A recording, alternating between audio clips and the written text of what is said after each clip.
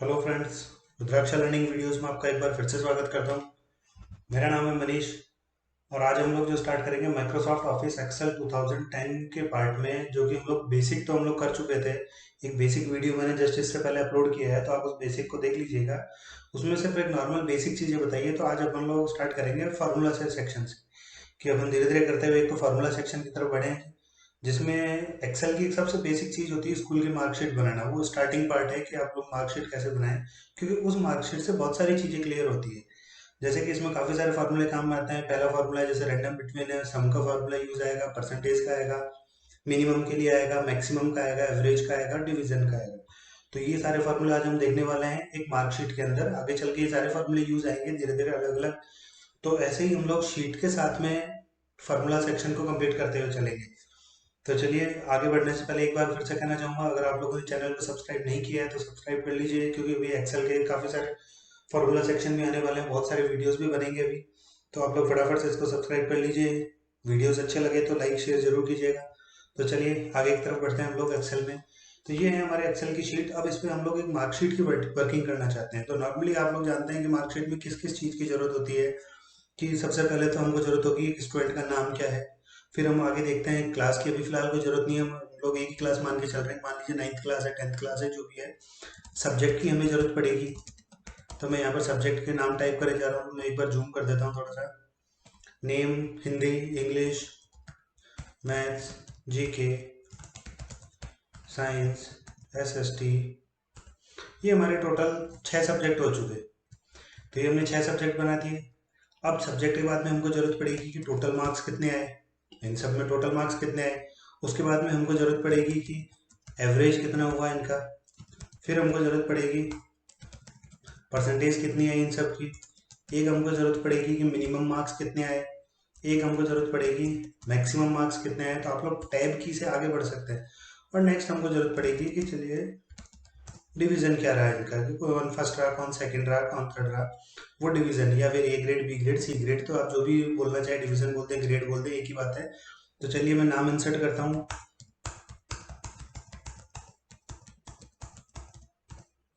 काफी सारे इतना नाम लिख दिया मैंने, एम तक नाम लिख चुका। अब मुझे यहाँ पर मार्क्स लिखने हैं लोगों के। अब मार्क्स लिखने के लिए मैं अगर टाइप करता जाऊँ कि 52, 65, 85, 74, तो बहुत टाइम लग जाएगा। तो क्यों ना रैंडम बिटवीन का फॉर्मूला, जो कि मैंने बेसिक वाली क्लास में बताया था, उसी को यूज कर लें। कि सिस्टम खुद जनरेट करके दे दे हमको वो मार्क्स। सिस्टम खुद जनरेट करके हमको वो मार्क्स दे देगा। तो क्या करना है आपको, इक्वल्स टू लगाना है, RANDBETWEEN, रैंड बिटवीन एक फार्मूला है जो कि ऑटोमेटिक आपको जनरेट करके देता है नंबर्स। इसके बाद हम लोग को टैब की प्रेस करना है ताकि ब्रैकेट लग जाए। फिर बॉटम मार्क्स, मिनिमम मार्क्स कितने आएंगे, 1, कॉमा, मैक्सिमम मार्क्स कितने जाएंगे हमारे, 100। तो बॉटम वाली वैल्यू लिखनी है और टॉप वाली वैल्यू लिखनी है, ब्रैकेट क्लोज कर देना है, देन एंटर। 7 नंबर इसके आ गए, ठीक है, कोई बात नहीं। आप इसको ड्रैग कर लीजिए राइट साइड में एसएसटी तक। फिर वही कॉर्नर से ड्रैग कर लीजिए नीचे की तरफ एम तक। तो ये सारे मार्क्स हमारे सामने जनरेट हो चुके हैं। अब प्रॉब्लम मैंने बताई थी कि जब भी आप साइड में कुछ लिखेंगे तो मार्क्स सारे चेंज होते जाएंगे। तो आपको इनको फ्रीज भी रखना है कि ये मार्क्स बार बार चेंज ना हो।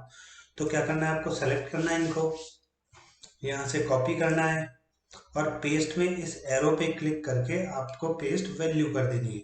तो ये देखिए पेस्ट वैल्यू। अब आपके ये चेंज नहीं होंगे चाहे आप साइड में कुछ भी लिखते रहे। क्लियर है, आगे बढ़े।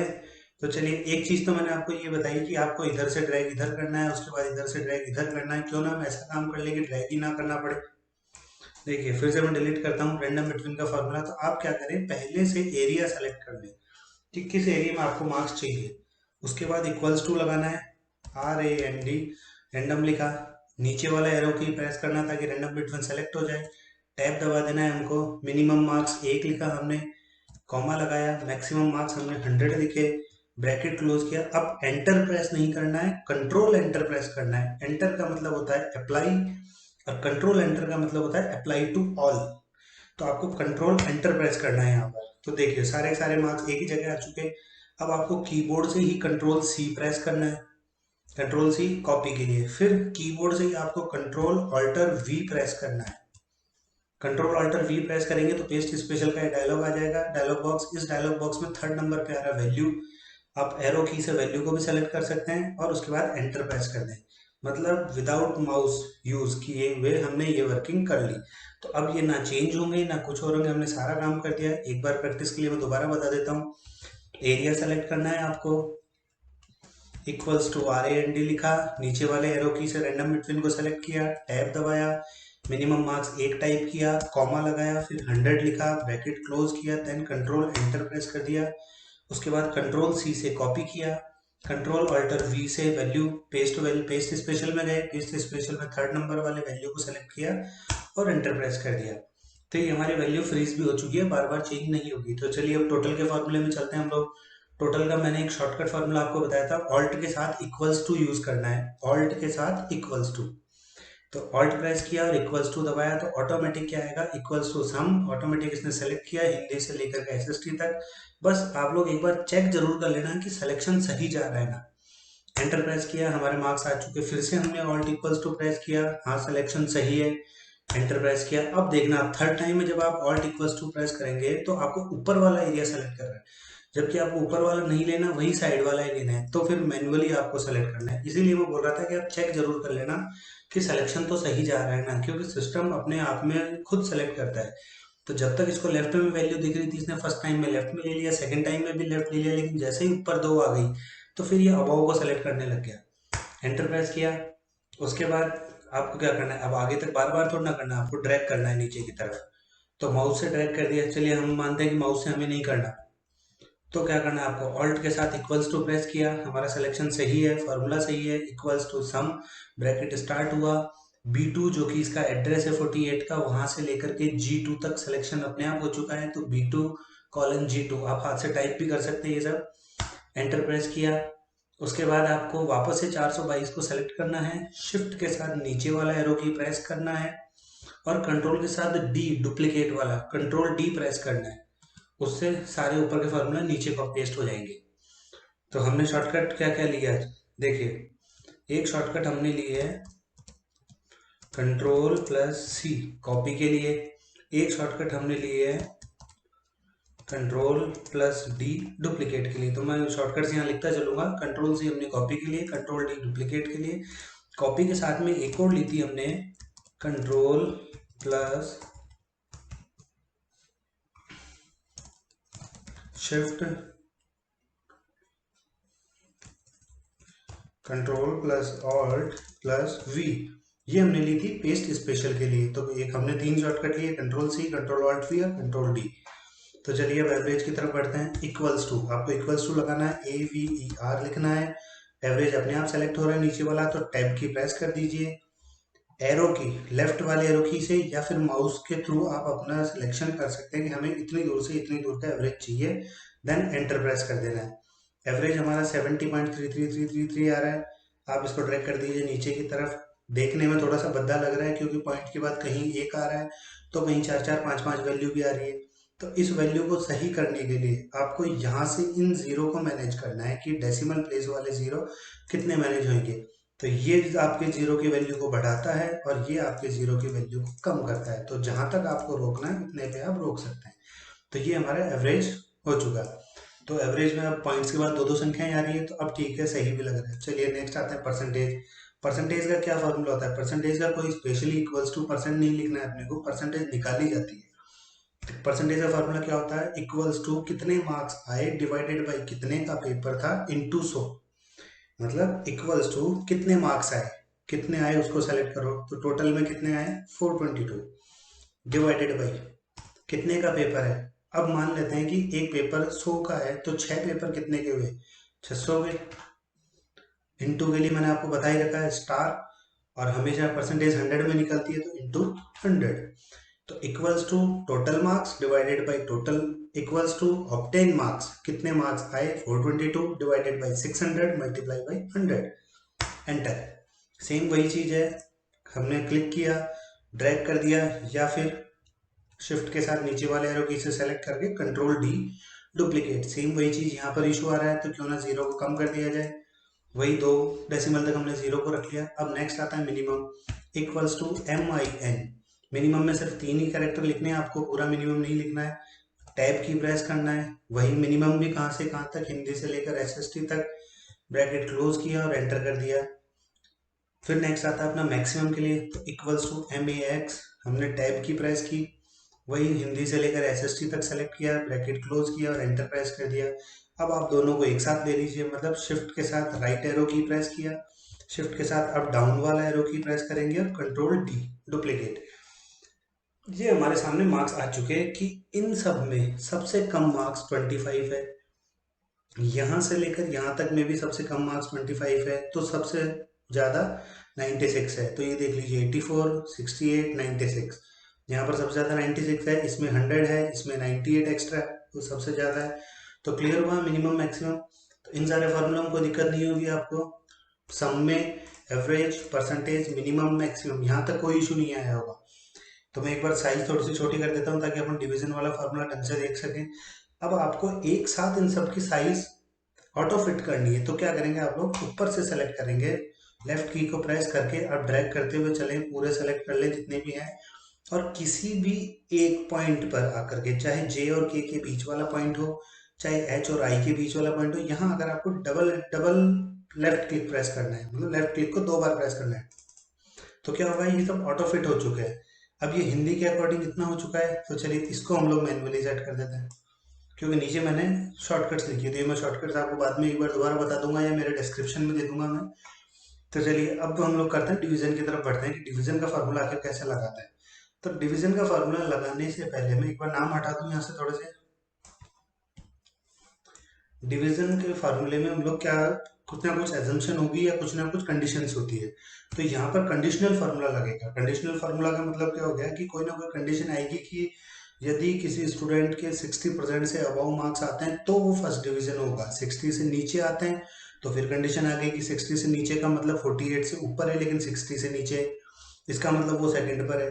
फिर रहते हैं अगर 48 से भी नीचे आ गया, तो अब 48 के नीचे भी कंडीशन है कि 48 टू 36 तो रहा, तब तो सेकंड रहेगा, 36 से नीचे आ गया तो फिर फेल भी हो सकता है, थर्ड भी हो सकता है, मतलब वट एवर जो भी कंडीशन होगी, तो पहले एक बार कंडीशन हमें क्लियर होनी चाहिए माइंड के अंदर। तो मैं यहाँ पर कंडीशंस बना देता हूँ कि जो भी 60 के इक्वल्स टू या अबव आएगा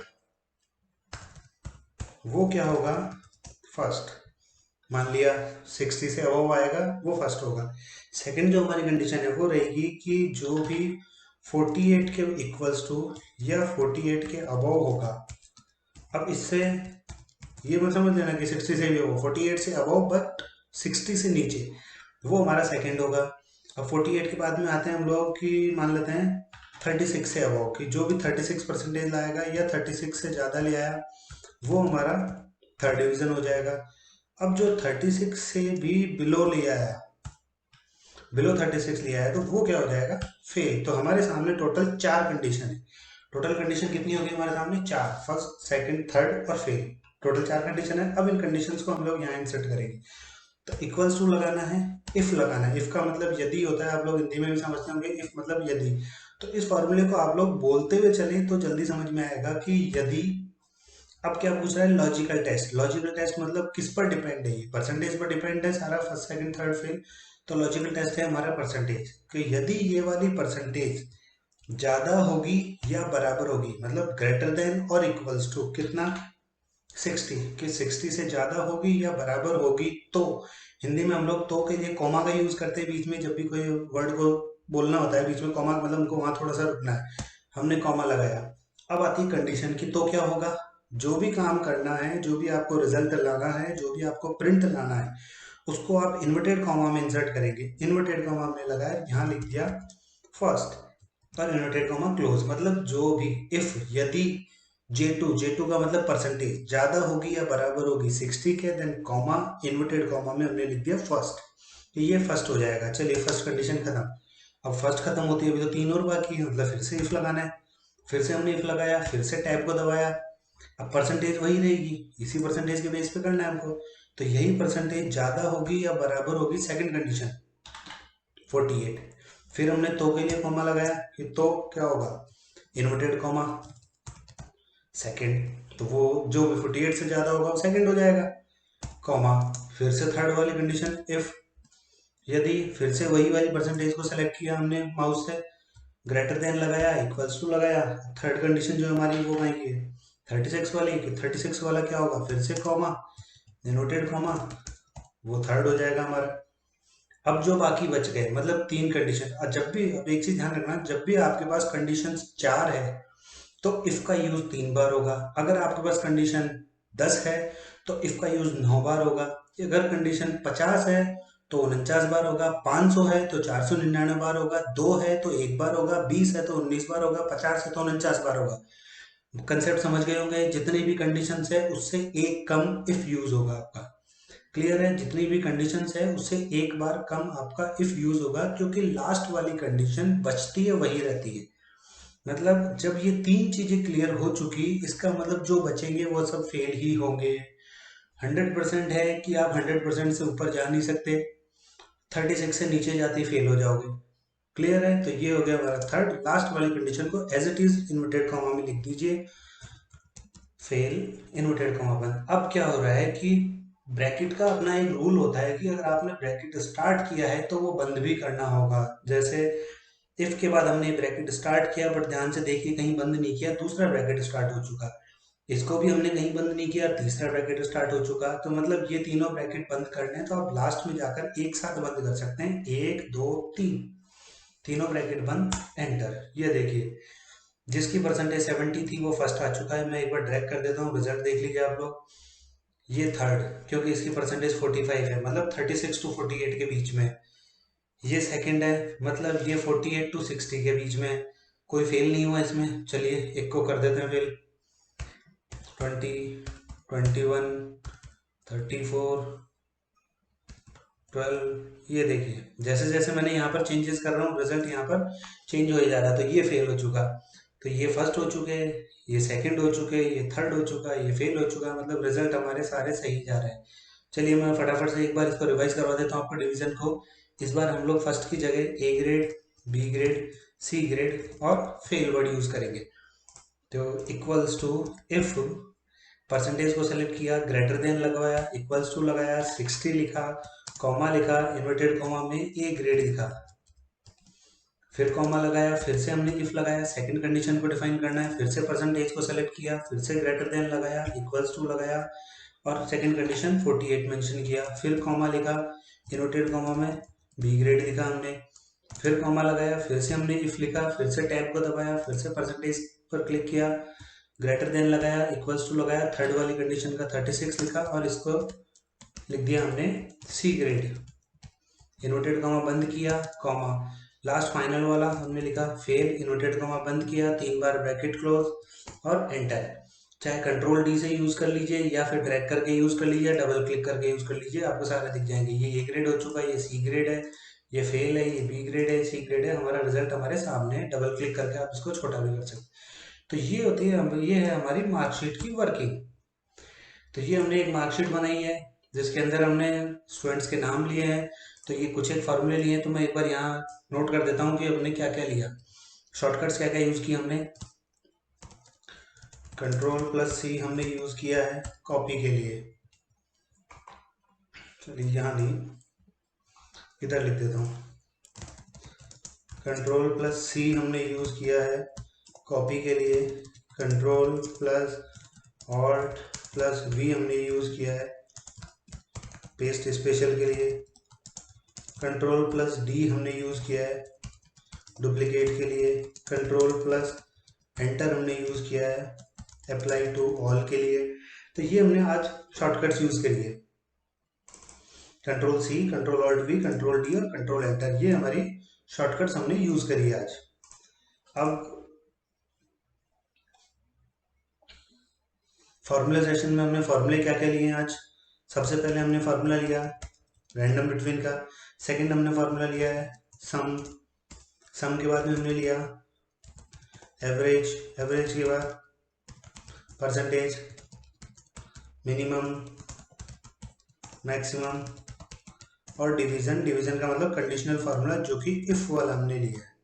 तो ये फार्मूला हमने यूज़ किए हैं। तो चलिए आज की जो हमारी वर्किंग थी वो थी मार्कशीट की वर्किंग, जो कि कंप्लीट हो चुकी है। नेक्स्ट वीडियो में हम लोग मिलेंगे और अच्छी कोई किसी और शीट के साथ में। तब तक के लिए bye bye. Thanks for watching.